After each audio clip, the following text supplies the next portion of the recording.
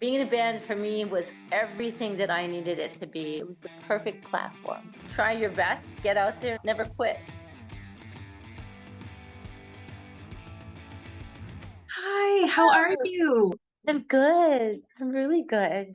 I've seen all of the interviews that you've done, of course, and Of course, I you're can't believe amazing. you. Yeah, You're and you're and amazing. the website's amazing. Your website is really amazing, and your Oh, story and you know how you came to do this stuff and your calling. You know, it just all resonates with me.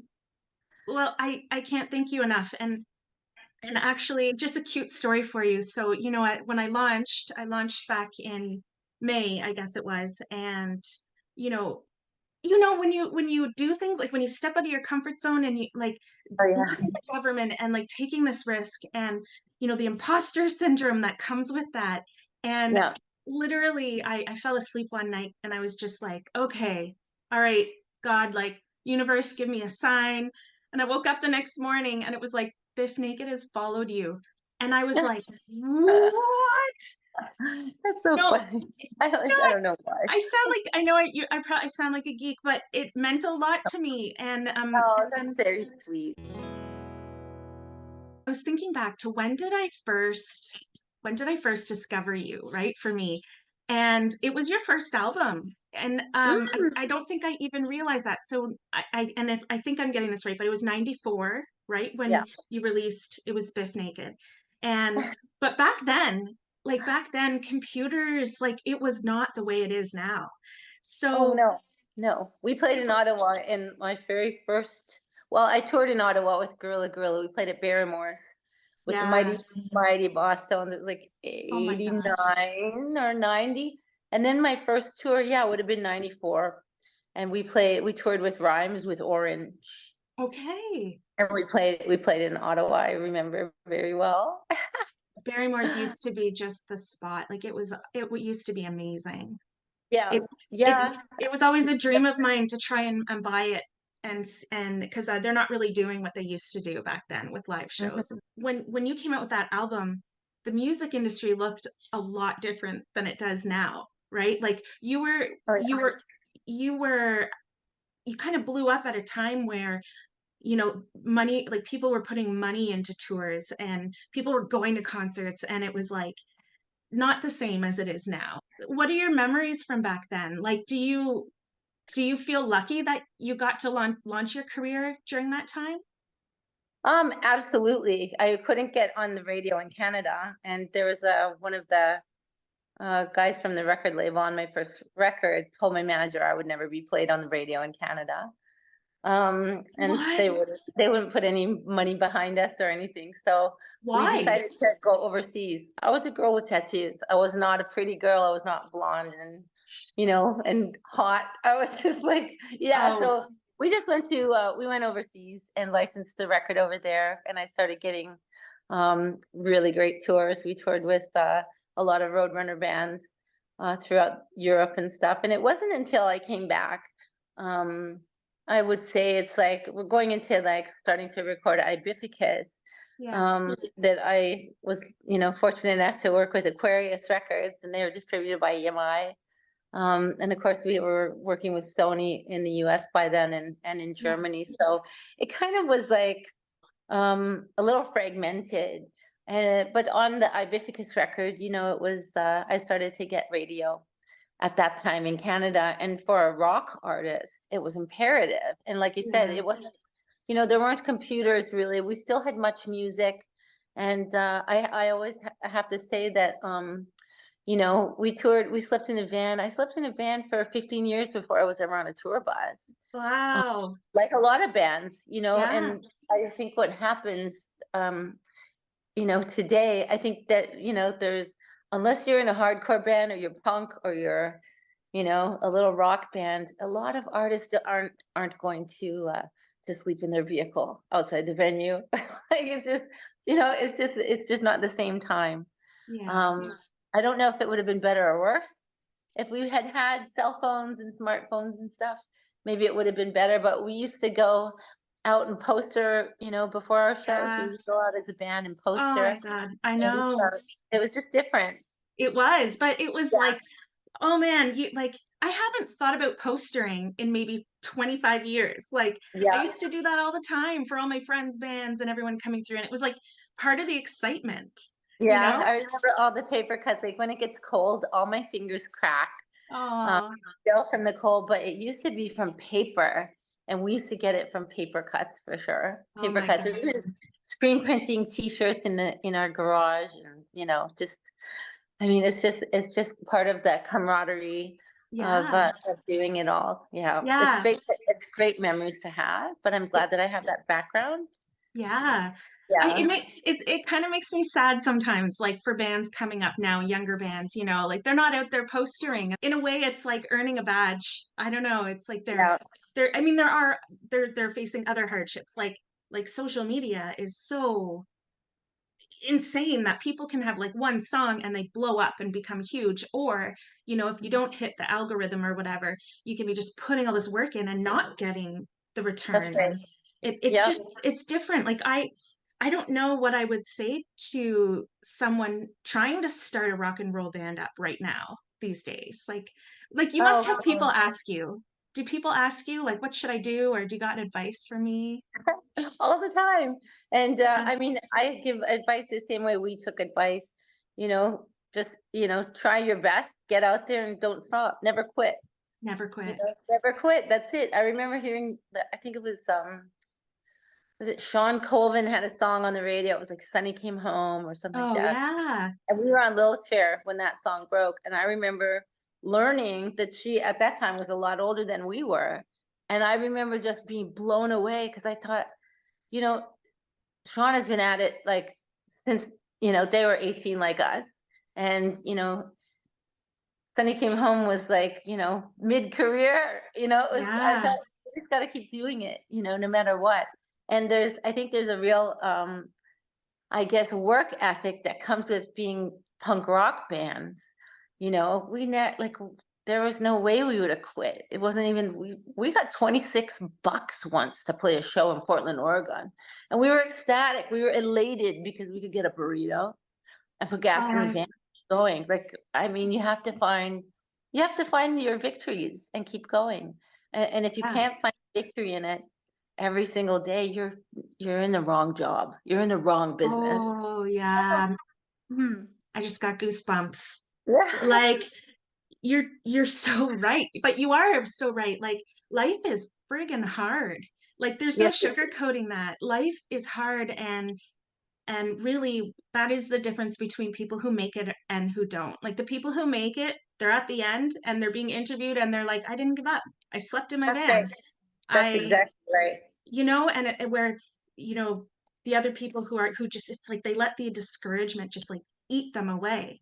And so all of this, the reason I even brought up, your first album was, I am just, I was watching some interviews and reading some interviews that you've done. Number one, I feel so stupid. I did not read your book.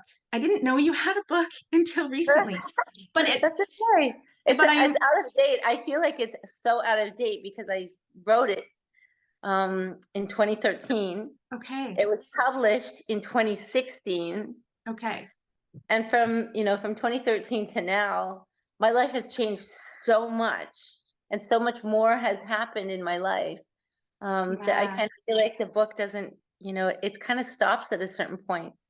Mhm. Um, it was my manager, and of course Peter's been my manager. Everybody knows in the business. I've had the same manager since I was, 20. And, Wow.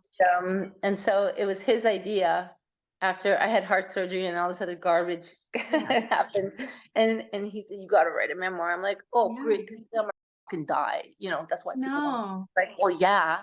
And so I wrote this memoir, and it was really hard to write. Yeah. But I felt like a lot of the stories people already knew because they knew my songs, Yeah. and it was very interesting. I love doing book readings, Mhm. and because I could sing songs in between each story that I chose to tell, so that was really an amazing experience every time. But I wrote a book of poetry Yeah. um, called Razor Blade Chewing Gum, and I'm working on a second kind of, I guess it's a tell-all. Like that's what memoirs are, where Yeah. it's just your experience. music has been my life as well in a different way. Like I don't have musical talent, but it's always been sort of a part of my soul, right? So it's so cheesy, but it's true. Like Hmm. I never used to drink. I was like when I was younger, I had a fake ID to sneak into bars just to see live music, but I would never drink. Like I didn't have my first drink until I was in my 20s. Hmm. And I was like, how come I didn't know all of this about Bif Naked? Like you have such a you've had such a full life.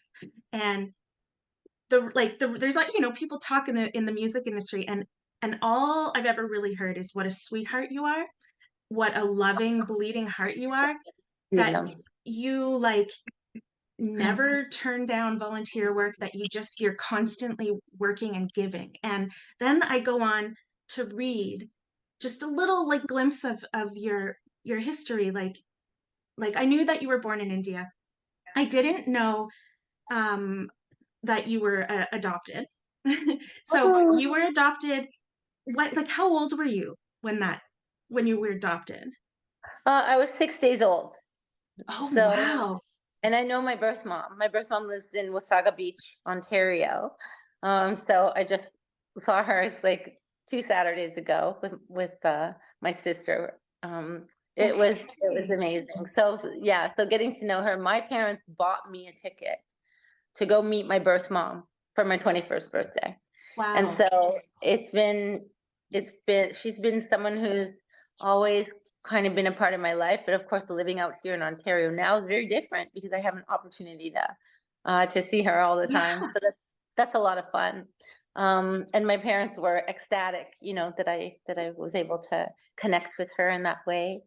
Um, so yeah, 6 days old, and I just, I my adoptive parents were and are awesome. My mother is still alive, and I never knew any different. Like, I was always adopted. My older sister Shireen was adopted. And my younger sister was their kid, and it's just, yeah, I grew up with two sisters and a Yeah. really, really loving family of Beautiful. bleeding heart socialists. My Yeah, dad was a they were public health. missionaries, right? They Well, were more than they were working for the church, but my dad was working as a dentist, uh, okay. fixing teeth. Yeah, so Okay. they weren't preaching or anything like that. They were just, my dad was a dentist.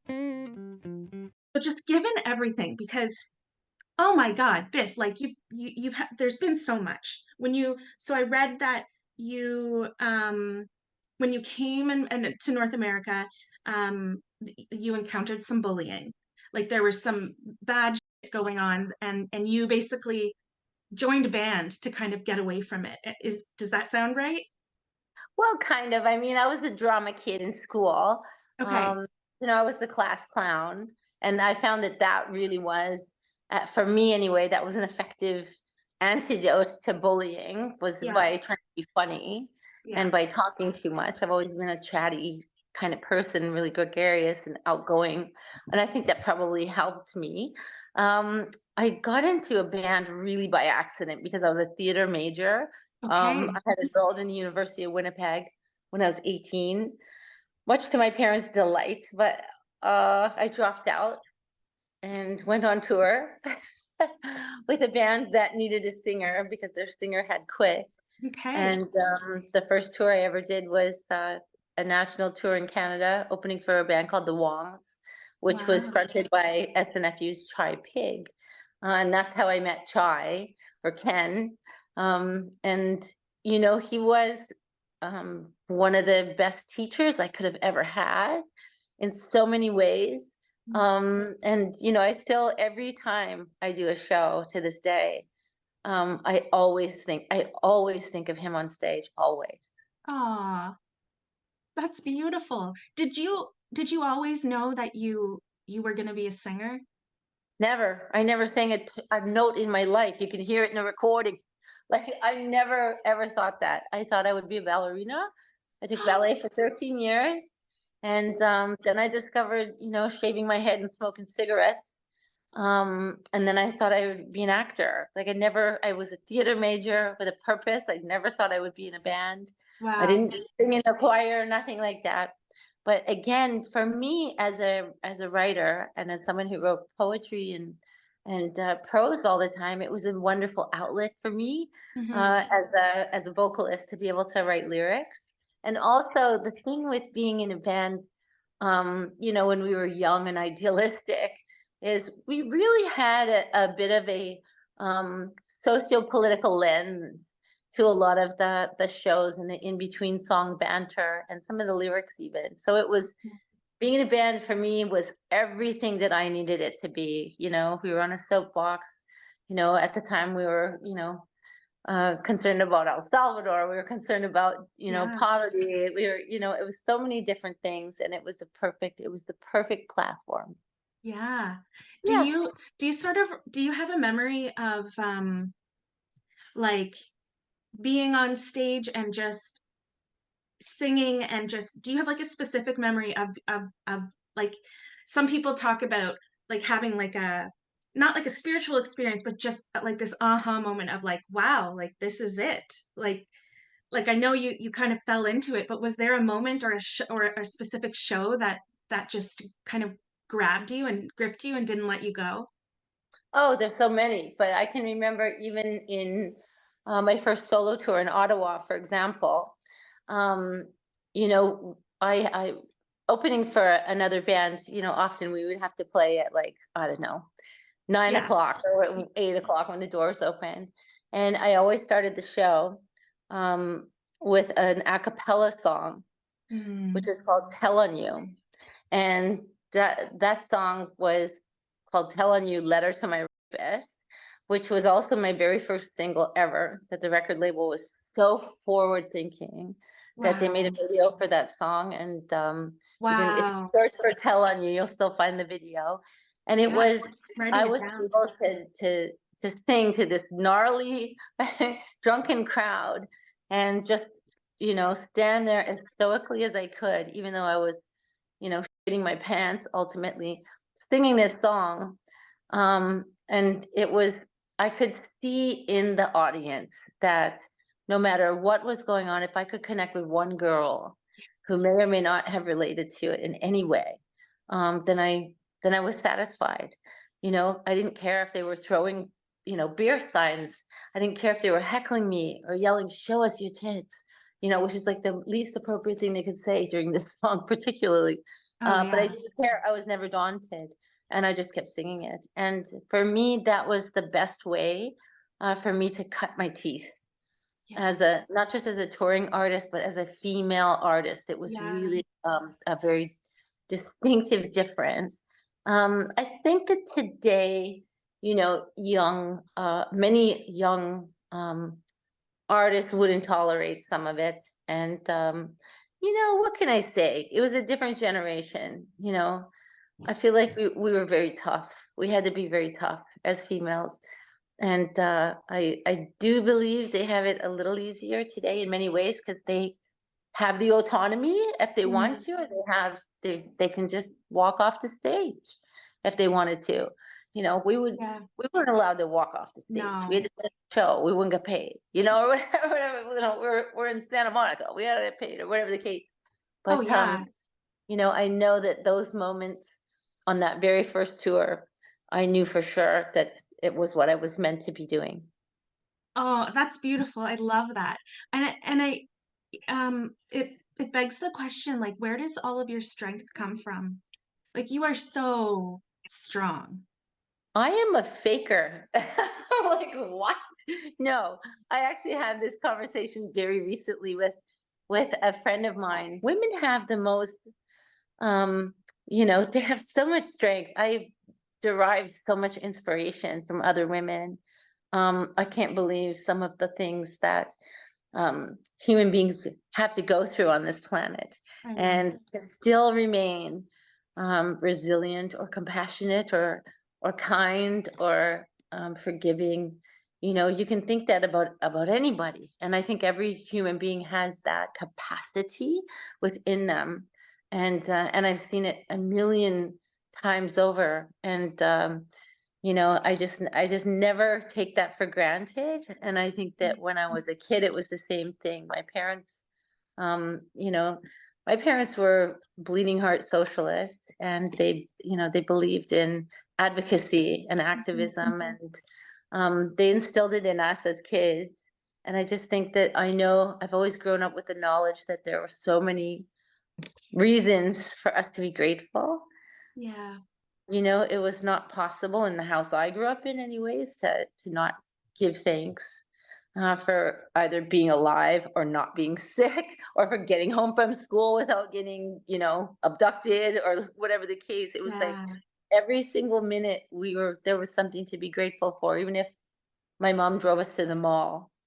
yeah, We have to be grateful that we got there without having an accident. We'd have to be grateful at the arcade for having yeah, quarters to put in it. Like, I mean, it was just so a part of our daily living that it yeah. still is. I think that, you just hit the nail on the head, right? Like gratitude really is everything. I guess part of my question was to point out the fact that you are so strong. Everybody does have the ability to overcome, but not everybody does it with such warmth and such grace, which you have done. And not only have you done that, you're helping everyone else by being an advocate and a voice. So, I mean, I hope so. There's a lot of different causes that everyone is aware of. I mean, social media, you cannot, and the news. I don't own a television, but you don't even need to watch television to know all of the different strife in the world, and Yeah, especially here in Canada, there's a lot of, issues that we always need to be conscious of. yeah, Um, it's impossible not to know. yeah, And I think that, as we move forward through life, there's, we carry with us all this knowledge and all this ability to affect change and to inspire change in one another. And consciousness and living consciously is a choice, it is. it really is a choice. And um, yeah, and being happy is a choice. And It that's something is. that I think that is, there's a lot of people that are mental health advocates like myself that kind of, they interject and say, well, it's not always a choice to be happy. And it's like, that's not what I'm referring to, obviously. Mhm. I'm just referring to, on good days for any of us, that, we can really choose what to do with our time. Yeah, And time is really the most precious commodity we have over yeah, anything else, mhm, because as long as we have time, we can reclaim our health, or we can reclaim, our gratitude or our consciousness. As long as we have time, we can do that. But if there's no yeah, time, we can't. yeah. It's Hmm. true. Hmm. How do you balance? Do you ever say no to people, or do you really No, take on everything? no, Like I this is don't. this So is my not my concern. Like we don't know each other well enough yet to say I'm concerned, but you really do everything.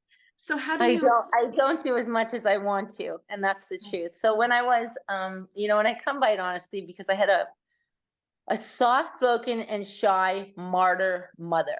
Ah, Okay, so we're always the product of our primary role models. And yeah. and it's fun because with my birth mom and we always have these running jokes because my mom is so different than my birth mom. My birth mom and I Mhm. are like, we might as well be twins. Wow. Our mannerisms are the same. We Oh talk the my same. We gosh. think the same. And my birth mom, I mean, my adopted mom was very, very shy Oh, and modest, and very faithful woman. And I'm gregarious and loud and crazy, all these things. And that was not the household that I was raised in. And so her being my primary role model, I think that was a real benefit and a blessing to me, as far as, her being the most, my mother's the most gracious and polite lady that you could ever meet. But mm, she had no needs. She had no needs. And so I grew up with no needs. And so mm, our thinking, and I do believe this, and there's a lot of different, devotees of Gandhi and yoga philosophy that would tell you the same thing, is always to put others before you. yeah, And even in Christianity and stuff, they say I this. So know. this is kind of the lens with which we went through life. But for me, being in a band and traveling and being a singer and stuff, not saying no would basically cost me my voice. Yeah. So it was really hard. And I mean, I'm lucky that I had a manager to advocate for me in Yeah. those ways because I can't say no. In fact, I can't say no so much. They tattooed it on my wrist, no, and no. When I was like, I think I tattooed these, Teresa will know better, Teresa Johnson out of Vancouver, but I'm sure I was like 26 Oh or my something God. when I got these, and they never worked. They never worked. I could never not say no. And to this day, it's the same. And then, I always make jokes about, getting married and stuff. I was engaged, like, I don't know what it was. It was like 13, 14 times or something like that. And someone said, how can you just get engaged so many times? Well, I can't say no. What do you Oh mean? my God. Like they ask, like, what am I supposed to say? And so this is always the running joke. But I find now, finally, Oh and I my don't know God. why, finally I had to turn 50 to finally go, wait, I think that I need to have a couple boundaries. Oh, I And so love and I'm you. learning, and that's again in my private life. Because in my professional life, the professional, I love myself today, Biff Naked, Yeah. would never let somebody like, manipulate her or monopolize, her. But in reality, in my life and I'm sure there's a lot of other musicians that I've worked with who can go, yeah, that's exact, she ain't lying. Um, that's just not who I am. And so, when I was a young artist, my manager used to tell me not to talk between songs ever because I would give it away, and I wouldn't be tough anymore because people would realize that I was not, I was like thanking them or anything. I'm a fawner. I'm a people pleaser, in my personal life, and it's been a problem, like it is for anybody, Yeah. because eventually, especially for women, because women work full time, they take care of kids, and they take care of the house, and they do the dishes, and they get the groceries, and they go and make it all, and they are exhausted, but they love doing it, but Yeah. they're fucked. And so it's Yeah. like, and that's just how it is. Yeah. And I think that finding a balance is integral. Yeah. Everything that you're saying, I echo it 100%. You've probably heard me talk about a little bit about my background and um, just being raised in the church. Mhm. And also, I was 40 when I learned what a boundary was. Like it, Right. I was 40 and just raised and like I was always volunteering and giving back and I was always extending myself and wanting to help everybody. Of And course. or I was raised to trust God and which I still do. But when I left the government, I took all these wellness courses and my coaching certification. It was the first time anyone asked me if I trusted myself. And Interesting. I was like, "Oh my God, that's the missing piece." Like Mhm. imagine we had been raised to know how to, yes, trust the God, but also how to trust yourself and what that looks like and what that feels like. And Mhm. to me, I think that's intuition. I think that's kind Yeah. of like I at least think that's like it's like our sixth sense, right? It's like our divine connection and Mhm. learning to trust that what changed my whole life. And Amazing. like that's yeah, so my whole, point of like what, how do you not burn out? How are you caring for yourself? Especially because you're in remission, right? From your mouth to God's ears. I mean, Yes. nothing has gone um too amiss recently, but as we get older, as women, I've been in menopause since I was 36, obviously Mhm. from my breast cancer treatment. So I kind of didn't have that transition that a lot of my friends are having now, Yeah. and it's unpleasant for them. And I'm trying to remember. I'm like, yeah, and they're like, it's just terrible, all these hot flashes. I'm like, yeah, I can remember that, but I was, you know, I was on stage. Like I couldn't stop the show and say, I'm so hot. Yeah. Like for me, it's just like, I don't know. I think it's okay. One thing that do find that gets daunting is I have migraines. So Oh I'm gonna no. say I have about 7 to 8 to 10 migraines a month. that No. that I have found that have become increasing over the years. And I mean, you know, any neurologist will tell you it could be the weather. It could be because it's Wednesday. It could be because you're in menopause. It could be the barometric pressure. It could be because you had coffee. I mean, nobody really knows. So one thing I have learned from that more than breast cancer, is that I have to, you know, basically let go in Yeah. those days. And breast cancer taught me flexibility, because you cannot predict um, how you're going to feel from day to day when you are in treatment. Yeah. And they always say, if you want to make God laugh, tell him you're making plans, you know, because it's not how life works. And I find the same now. I'm learning that through migraines. It's just, Wow. you have to be flexible. And I think that, you know, in those moments when we are faced with questions like this, I've always been the why not me girl. I will never say why me. I'll always say why not me.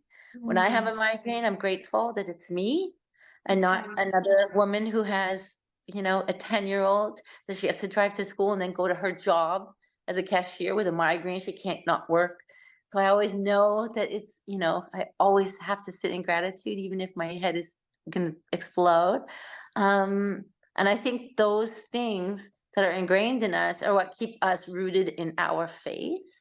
Mm. And that's something that we never lose, no matter how old we get, and no matter what happens in our life.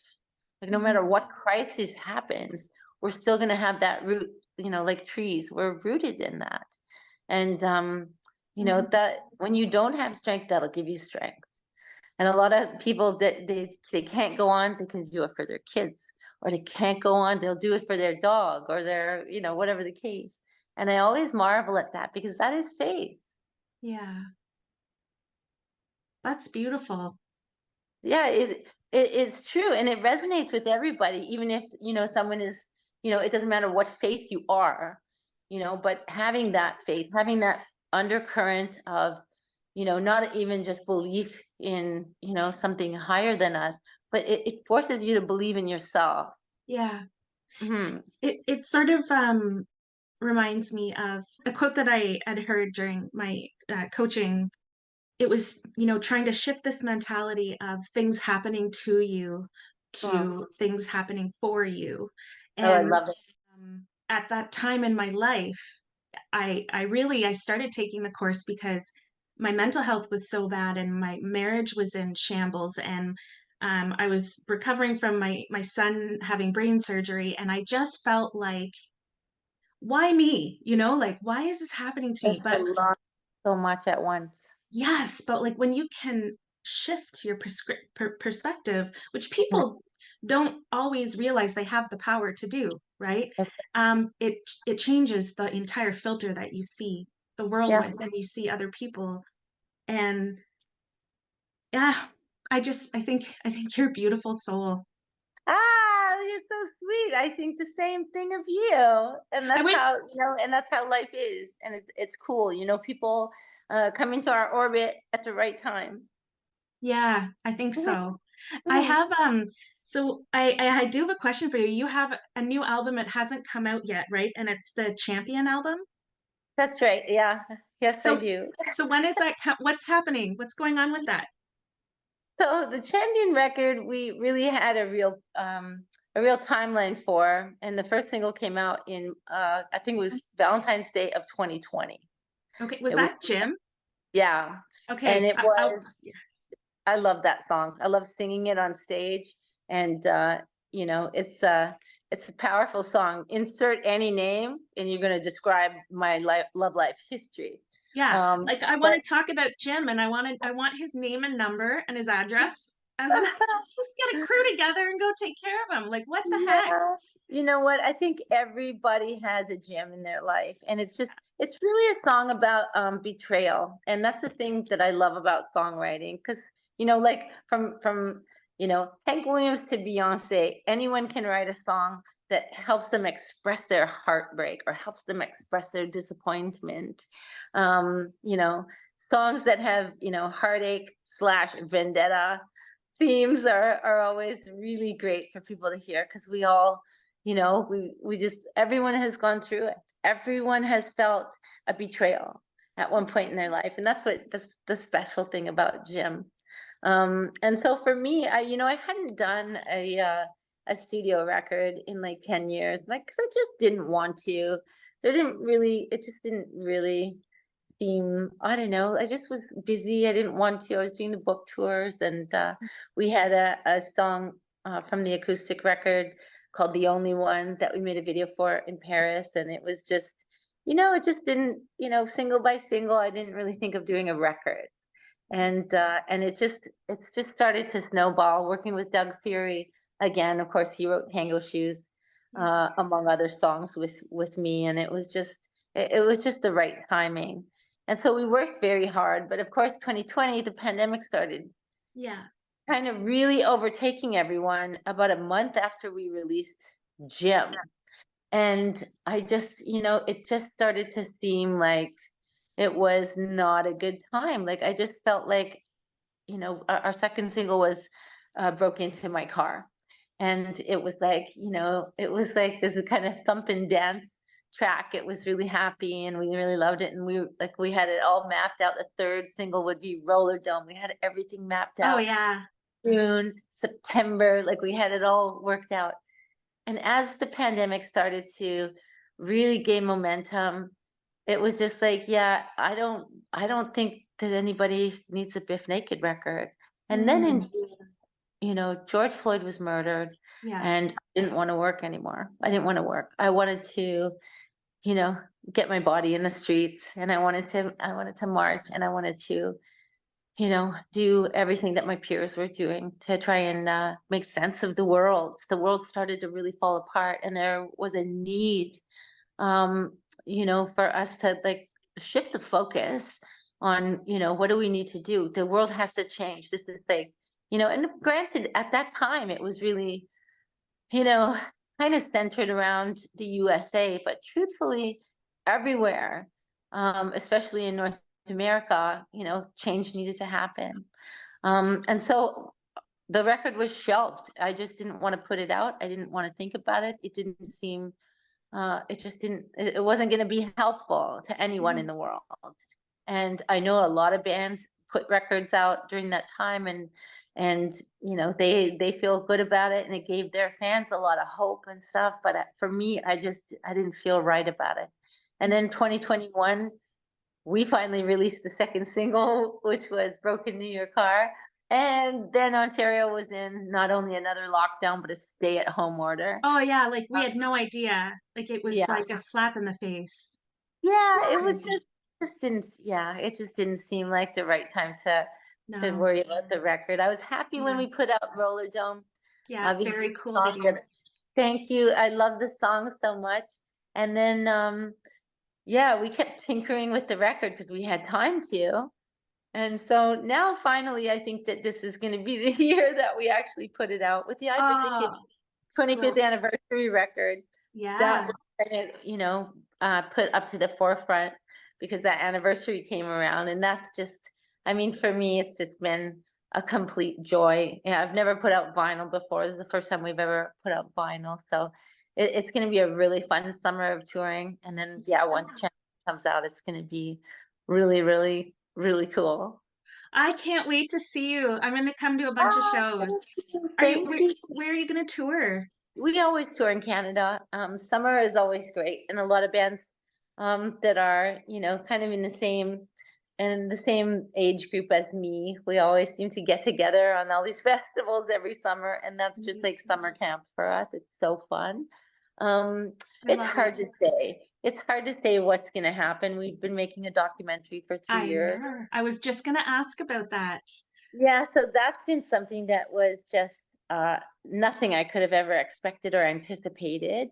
Um, Again, it wasn't, that it was my idea to make a documentary. It was somebody else's idea, and then to get Jennifer Abbott on board as Mhm. the director, Wow. um, for me was terrifying because Jen is such a fierce and a fierce intellect and a brilliant feminist, and the lens with which Jen um, would direct a documentary about my life, I'm just some like chump ass girl from Winnipeg. Oh, I was just stop. like, what? You're too So much.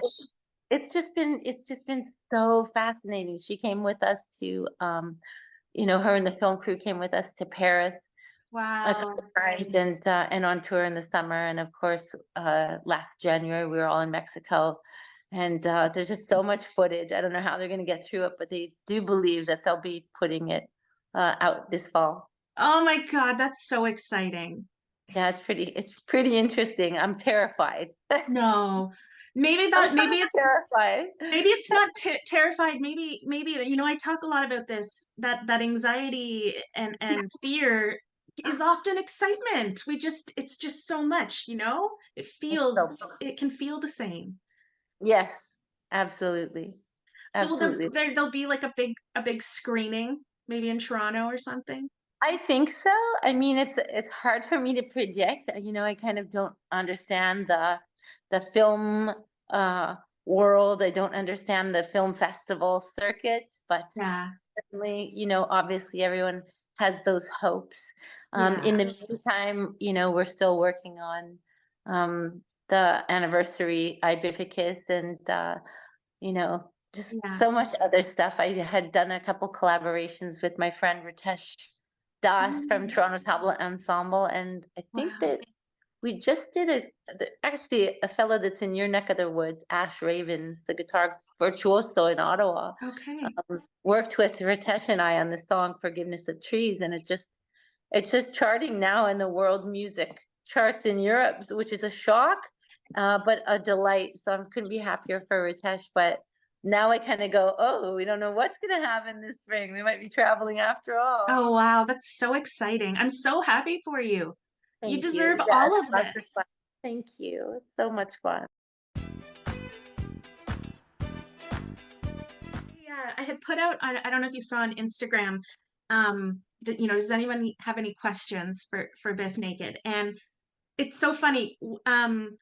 You have a really big fan over in the UK, and he found me on Instagram, and when he found out, he's been like freaking out. His name is Neil Lancelot, but Aw, you followed him and you made his day, and he talks about you in in like the most adorable way. But he had a question for you that was so good. very nice. Okay, very Okay, nice. so the question is, if your dreams were on fire, which one would you save first?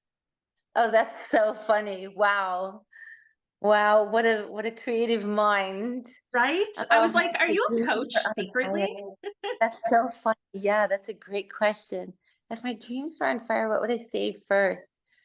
I would save any dream that has my little dog in it before I Mm, saved anything else. She is just good as gold. She was rehomed to me when she was 6 months old, and she's just been just the most delightful person I've ever met. She's jumping off the chair. Sorry, the dogs are barking downstairs. She's listening to all the other dogs downstairs calling her. But aw. yeah, I would save any dream that has her in it.